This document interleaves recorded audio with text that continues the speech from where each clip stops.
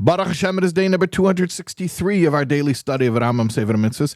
And in the 3 chapters a day study track of Mishnah Torah, which our study of Sefer HaMitzvos follows along with, we are starting a new book from the 14 books of Mishnah Torah. We're starting Sefer Kinyan. Kinyan means acquisition. And the theme of this book is all about how ownership is transferred from one person to another. So, here we go. Today's mitzvah. We have one mitzvah. Positive Commandment 245. And I'm going to give you a little bit of heads up here. Tomorrow we're going to have the same mitzvah again. You know that happens often because of the way that we study Sefer HaMitzvos. We don't go in order 1 through 613, but rather what we do is we study mitzvahs that are related to the subject matter that's being studied currently in the 3 chapters a day of Mishnah Torah. So we're going to get a repeat. We're going to get a bunch of repeats actually coming up over the next several days. I mean, in other words, a lot of our mitzvahs we're going to study like more than once, meaning more than one day, and it's going to happen a lot. So just letting you know. Today's commandment, positive 245. It is the commandment to follow the Torah's laws regarding transfer of ownership. The scriptural source is from Vayikra Chof He Yodala, that means Leviticus 25:14. V'chi simkru mimkor lamisecha, when you make a sale to your fellow. Oy Kone miyad amisecha, or you purchase from your fellow.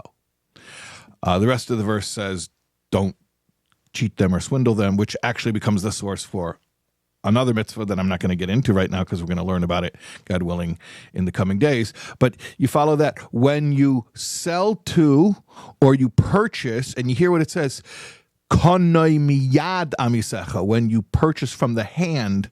Now, from the hand can mean literally or figuratively. Figuratively, it's very simple. Just you call, passing something from hand to hand is like transfer of ownership. But it also can be taken literally, like a literal hand. And why am I bringing this up?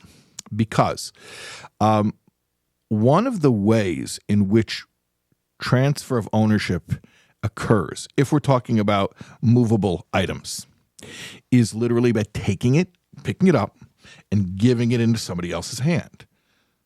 That the person pulls it. It's called meshicha, called pulling, where they take the item. Now, that is a rabbinic enactment. Actually, there's many discussions about the nature of this, but just to give you a glimpse into the complexities of this law, of this mitzvah. If I go and I purchase something and I put down money, and then I say, you know what, forget it, give me my money back, I don't want it. Was the sale final or not? Let's say no conditions were explicitly made. Does giving money mean that there was a sale? Can the seller back out? Can the buyer back out?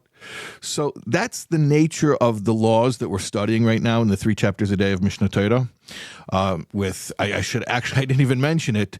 The name of the first set of laws in the book of Kinyan is called Hilchas Mechira. Mechira means sale. And there are a lot of different ways that ownership can transfer from one person to another, not just sale. It could be a gift. It could be an inheritance. In fact, those are upcoming sections in the book of Kinyan. At any rate, so transferring ownership, is it enough just to pay somebody? Is it a sale if I give them the money? Or does it actually have to be placed in my hand? So that's what this mitzvah is all about. By the way, rabbinically, we say that the person has to actually make acquisition by taking it, if it's a movable item. And there are other ways as well. And I'm not getting into all of the explanations about this mitzvah. I just want to give you a sense of what this mitzvah is describing. And like I said, God willing, we're going to have the repeat tomorrow. We'll talk more about it then. We'll see you then, God willing, tomorrow.